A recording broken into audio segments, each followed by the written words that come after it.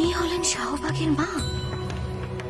আজ তোমাকে এত সতীমা সতীমা লাগে কেন গো মাইয়ারা? আজ আমার ব্রত ছিল মা, সাবিত্রী ব্রত।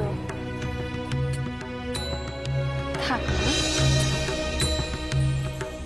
সাবিত্রী মায়ের মতো সতী হইয়া থাকো, কখনো যেন সতী ধর্ম থেকে বিচ্যুত না হয়। উনি সতীব্রতের কথা শোনাচ্ছেন ওদের। আশ্চর্য। বাবা আমায় বলেছিলেন উনি কোরআন পড়তে পারেন শুদ্ধ আরবি ভাষায়। তোমরা সকলে বৈকালে আইসো। মুখের হাসিতে কোনো সলজ্জ ভাব নেই, যেন মা তার মেয়েদের সাথে কথা বলছেন। যদিও তোমরা যখন খুশি আইতে পারো আমার কাছে, আমার দরজা তোমাদের জন্য সব সময় খোলা।